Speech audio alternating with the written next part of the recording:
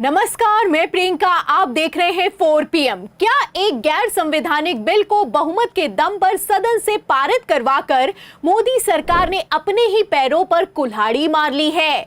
ये सवाल इसलिए क्योंकि जिस बिल को दोनों सदनों से पारित करवाकर राष्ट्रपति के हस्ताक्षर के साथ ही कानून बना दिया गया है, वो ही कानून सीधे सीधे संविधान के खिलाफ है, संविधान के नियमों का उल्लंघन करता है। तो क्या ये गैर संवैधानिक बिल इलेक्टोरल बॉन्ड की तरह सुप्रीम कोर्ट से तत्काल प्रभाव से कैंसिल कर दिया जाएगा?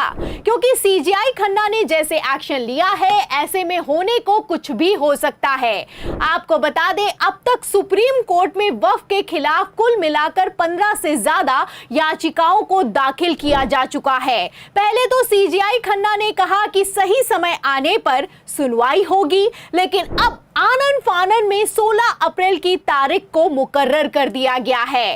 तो सुनवाई से पहले आखिर क्यों सीजेआई संजीव खन्ना भड़के हैं और मोदी सरकार को नोटिस थमाया है, और कैसे Bharatiya Janata party supreme court में गिड़गिड़ाने को मजबूर हो गई है, आपको एक एक करके बताएंगे, बयान भी सुनाएंगे। लेकिन खबर में सबसे पहले बिल को लेकर कहां पर पेच फंस गया है, फटाफट से बता देते हैं। तो जैसा कि आप जानते हैं कि अगर इस बिल की बात की जाए तो ये संविधान के सबसे बड़े अधिकार का ही उल्लंघन करता है। संविधान में सबसे बड़ा अधिकार दिया गया है कानून के सामने समानता का अधिकार, जिसे राइट टू इक्वालिटी भी कहा जाता है। मतलब साफ है कि अनुच्छेद 14 ये अधिकार देता है कि किसी भी कानून के जरिए समानता के अधिकार को खत्म नहीं किया जा सकता है। लेकिन वक्फ कानून संविधान के सबसे बड़े अधिकार को ही वॉयलेट करता है, क्योंकि इस कानून के जरिए मुस्लिमों को टारगेट किया जा रहा है, वो भी डायरेक्ट टारगेट किया जा रहा है। धर्म के आधार पर भेदभाव किया जा रहा है, धार्मिक स्वतंत्रता को भी खत्म किया जा रहा है, और धार्मिक मामलों का तो प्रबंधन तक किया जा रहा है।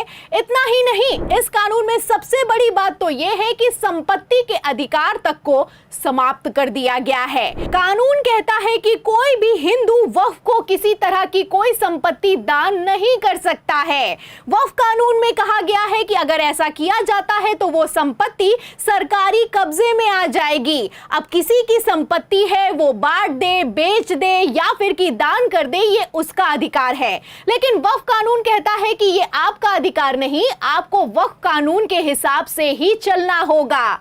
इसी मसले को लेकर पहले तो कपिल सिब्बल ने राज्यसभा में बवाल कर दिया और साफ साफ कहा कि मैं हिंदू हूं, मेरी संपत्ति है, मैं डिसाइड करूंगा कि मुझे इसका क्या करना है, सरकार का इसमें क्या ही काम है। अब जब सदन में सुना नहीं गया है तो इसी को लेकर सुप्रीम कोर्ट में कपिल सिब्बल ने जबरदस्त दलीलें दी हैं। सुप्रीम कोर्ट में वक्फ बिल को चैलेंज किया है तो सीजेआई संजीव खन्ना भी अर्जेंट सुनवाई के लिए तैयार हो गए हैं। फिलहाल साफ दिखाई दे रहा है कि कैसे सेकुलरिज्म को खत्म करके हिटलर शाही चलाई जा रही है, संविधान की खुलेआम धज्जियां उड़ाई जा रही हैं। वैसे भी मोदी सरकार ने दावा किया था कि अब की बार अगर 400 पार हो गया तो संविधान को बदल देंगे। अब ये लोग संविधान को तो बदल नहीं पा रहे हैं, तो आप देख सकते हैं कि किस तरीके से कानून को ही बदला जा रहा है। जिस कानून और संविधान पर सुप्रीम कोर्ट की नींव टिकी है, उसी कानून को बदलने की तैयारी है। ऐसे में 15 मई को रिटायरमेंट के ठीक पहले सीजेआई संजीव खन्ना की सुप्रीम कोर्ट में अग्नि परीक्षा होने वाली है, क्योंकि अब सुप्रीम कोर्ट की भी इज्जत दांव पर आ गई है। वैसे सीजेआई खन्ना जैसे तेवर दिखा रहे हैं और अर्जेंट सुनवाई के लिए तैयार हो गए हैं, ऐसे में इतना तो साफ है कि सुप्रीम कोर्ट में बड़ा एक्शन होने की तैयारी है। आपको बता दें कि इसी तरह से पहले भी सीजेआई खन्ना ने मोदी सरकार को तगड़ा झटका दिया था। आपको याद होगा कि किस तरीके से मस्जिद मंदिर विवाद को पूर्व सीजेआई चंद्रचूड़ ने ज्ञानवापी में सर्वे की इजाजत देकर सांप्रदायिक दंगे भड़का दिए थे। उसी पर जब सीजेआई संजीव खन्ना ने कमान संभाली तो संबल विवाद के बाद तत्काल रोक लगा दी गई, स्टे लगा दिया गया और सीजेआई संजीव खन्ना की तरफ से साफ कहा गया कि यहां खोदो वहां खोदो बिल्कुल भी नहीं चलेगा। इतना ही नहीं, सीजेआई संजीव खन्ना ने पहले तो मोदी सरकार को नोटिस थमाया, लेकिन जब इस मसले को लेकर मोदी सरकार ने तारीख निकल जाने के बावजूद जवाब नहीं दिया तो सीजेआई खन्ना भड़क गए और साफ कह दिया कि कोई नया केस आदेश या फिर कि सर्वे नहीं चलेगा और जब तक केंद्र जवाब नहीं देगा तब तक इस कानून पर स्टे लगाया जाता है। मतलब साफ है कि वक्फ कानून की सुनवाई को लेकर भी सीजीआई संजीव खन्ना एक बार फिर से पुराने तेवरों में दिखाई दे रहे हैं। जाहिर सी बात है कि 16 अप्रैल की सुनवाई में जब तक सुप्रीम कोर्ट से कोई फैसला ना आए तब तक सीजीआई खन्ना इस वक्फ कानून पर स्टे लगा सकते हैं। अब इसी स्टे लगने से और वक्फ कानून के कैंसिल होने के डर से मोदी सरकार की हालत खराब दिखाई दे रही है। इसीलिए सीजीआई संजीव खन्ना के तेवरों को भांपते हुए केंद्र की तरफ से वक्फ कानून की याचिकाओं के खिलाफ आनन फानन में सुप्रीम कोर्ट में कैविएट को दाखिल कर दिया गया है और डिमांड की गई है कि हमारे पक्ष को सुने बिना किसी तरह का कोई फैसला अचानक से ना लिया जाए। खेल समझिए, जो मोदी सरकार कोर्ट के नोटिस का जवाब सुनवाई की डेट निकल जाने के बावजूद नहीं देती है, अब वही मोदी सरकार सुप्रीम कोर्ट में कह रही है कि वक्फ कानून पर फैसला लेने से पहले हमारा जवाब जरूर सुना जाए और जल्दबाजी में किसी तरह का कोई फैसला ना लिया जाए। आपको बता दें कि सुप्रीम कोर्ट में 16 अप्रैल को दिग्गज वकीलों की फौज उतारी जाएगी। पहले ही 15 से ज्यादा याचिकाएं वक्फ के खिलाफ सुप्रीम कोर्ट में दाखिल की जा चुकी हैं।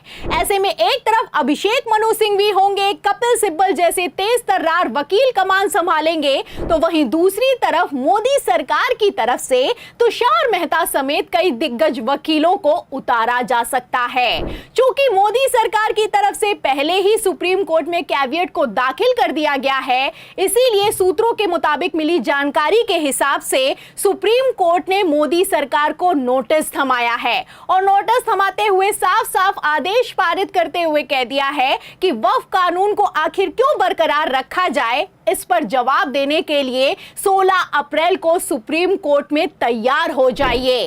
फिलहाल सुप्रीम कोर्ट के तगड़े एक्शन के बाद और सीजीआई खन्ना के तत्काल सुनवाई के रिएक्शन के बाद से साफ दिखाई दे रहा है कि मोदी सरकार की हालत खराब है। फिलहाल इस पूरे मसले पर आपको क्या लगता है? कथित गैर संवैधानिक वक्फ कानून को लेकर मोदी सरकार 16 अप्रैल को सुप्रीम कोर्ट में क्या जवाब देगी या फिर कि भाग खड़ी होगी? इस सवाल के जवाब में सीजीआई खन्ना के एक्शन पर, मोदी सरकार के रिएक्शन पर आपकी क्या राय है? क्या सीजीआई संजीव खन्ना रिटायरमेंट से ठीक पहले ऐतिहासिक फैसला देंगे या फिर कि चुपचाप रिटायरमेंट ले लेंगे? जो भी आप सोचते हैं हमें कमेंट बॉक्स में जरूर लिखें। वीडियो को ज्यादा से ज्यादा शेयर करें, हमारे चैनल को लाइक करें, सब्सक्राइब करें, ज्वाइन करें। फिर मिलती हूं अगली खबर के साथ, तब तक के लिए धन्यवाद।